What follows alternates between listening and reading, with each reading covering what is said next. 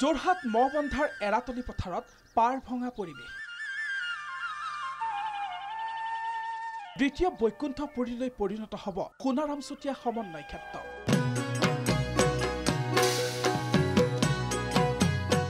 2025 চনৰ 6 পৰা 9 ফেব্ৰুৱাৰীত যোৰহাটত শংকৰ সংঘৰ 94 সংখ্যক অধিৱেশন। দেৱবাদ্য ধ্বনিৰে বাৰ্ষিক অধিৱেশনৰ লাইখুটা স্থাপন। মহাপুৰুষ শ্ৰীমন্ত শংকৰদেৱৰ আদৰ্শক উজ্জীৱিত কৰাৰ লক্ষ্যৰে প্ৰতিষ্ঠা হোৱা শংকৰদেৱ সংঘৰ 94 সংখ্যক বাৰ্ষিক অধিৱেশন এইবাৰ শিক্ষানগৰী যোৰহাটত। মহবন্ধাৰ এৰাতলি পথাৰৰ 1200 বিঘা ভূমি আৱৰি অনুষ্ঠিত হ'ব অধিৱেশন। অধিৱেশনৰ আজি লাইখুটা স্থাপন কৰি পদাধিকাৰ ভৱেন্দ্ৰনাথ ডেকাই ক'লে এনেদৰে।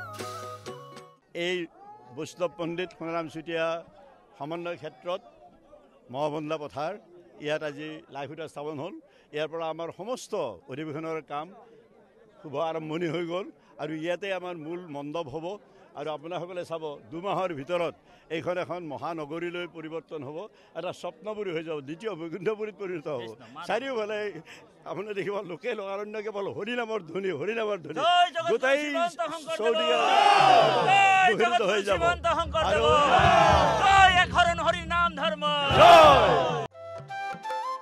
আজিৰ লাইখুটা স্থাপন কাৰ্যসূচীত প্ৰায় 20,000 ভক্তৰ সমাগম এৰাতলি পথাৰত। শংকৰৰ গুণানুকীৰ্তনেৰে মুখৰ সোণাৰাম চুতীয়া সমন্বয় ক্ষেত্ৰ।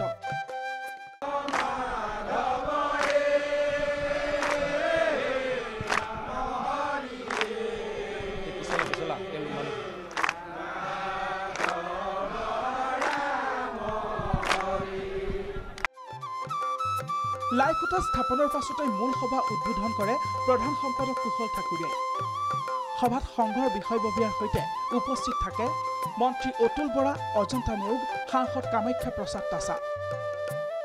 পূৰ্বতকৈ এই অধিৱেশন অধিক সাফল্যমণ্ডিত হোৱাৰ আশা মন্ত্ৰী সাংসদৰ।